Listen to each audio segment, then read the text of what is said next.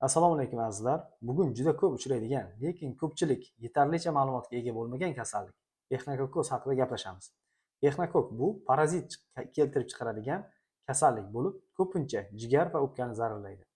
Eng xavflisi, bu kasallik uzoq vaqt davomida hech qanday belgilar bermasligi mumkin. Xo'sh, exnokok odamga qanday yuqadi va uning qanday belgilari bor va eng muhimi, uni qanday davolash mumkin? Bugun sizlar bilan shu haqida gaplashamiz. Exnokokoz bu exnokokozis turkumiga mansub bo'lgan parazitlar keltirib chiqaradigan kasallik hisoblanadi. Odam organizmiga parazit tuxumlari ichak orqali so'rilib, qon oqimiga o'tadi va a'zolarni zararlaydi. Eng ko'p uchraydigan a'zolar jigar, o'pka, kamdan kam holatlarda buyrak, miya, suyak va boshqa a'zolar hisoblanadi.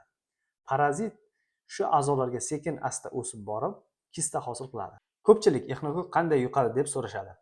Asosiy manba zararlangan it va boshqa itlar oilasiga mansub bo'lgan hayvonlar hisoblanadi. Parazit tuxumlari itlarning najasi bilan tashqi muhitga chiqadi. Tuxumlar qo'lga, sabzavot va mevalarga, suv va boshqa hayvonlarning yunlari orqali organizmga tushadi. Agar gigiyena qoidalariga rioya qilinmasa, odam parazit tuxumlarini yutib yuborishi mumkin. Shuning uchun qo'llarni muntazam yuvish, meva sabzavotlarni yaxshilab yuvish va itlarni veterinar nazoratdan o'tkazish juda muhim. Exnokokozning eng ko'p uchraydigan shakli jigar exnokokozi hisoblanadi. Kista dastlab kichik bo'lishi mumkin va bemorlarda hech qanaqa belgilar kuzatilmasligi mumkin. Kista kattalashgan sari o'ng qovurg'a ostida og'irlik, og'riqlar, qorin dam bo'lishi, diskomfort holatlar, holsizlik kabi belgilar yuzaga keladi. Ammo simptomlarning yo'qligi bu exnokok yo'q degani emas. Shuning uchun exnokokka gumon qilingan bemorlar albatta UZI tekshiruvidan, lozim bo'lsa MSKT va MRT tekshiruvlaridan o'tish tavsiya etiladi.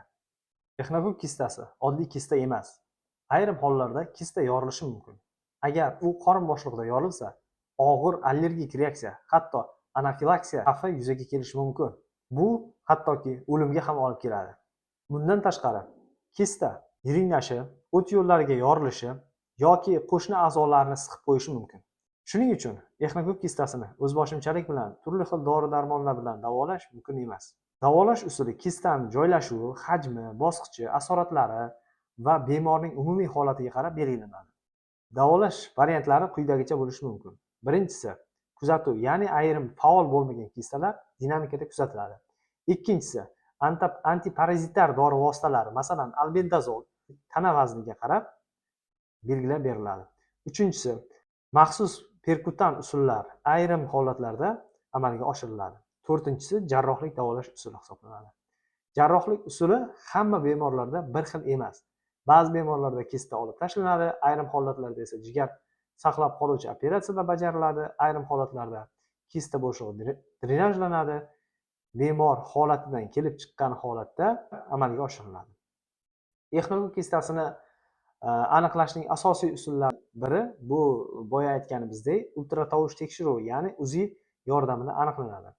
Kistani qon tahlillari, laboratoriya tekshiruvlari orqali aniqlash bu effektivni emas.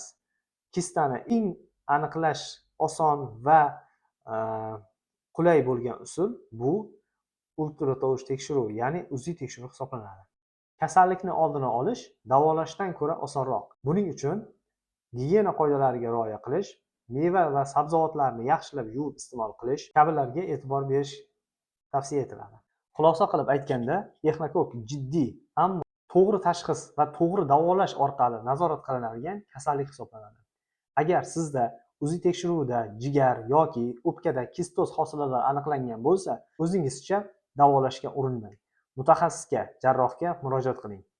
Agar video foydali bo'lgan bo'lsa, like bosing, kanalga obuna bo'ling va videoni yaqinlaringizga yuborib qo'ying. Keyingi videolarda exnokok kistasi qanday holatlarda operatsiya qilinishi va qanday taktika qo'llanilishi haqida qo'yib boramiz. Bizni kuzatishda davom eting.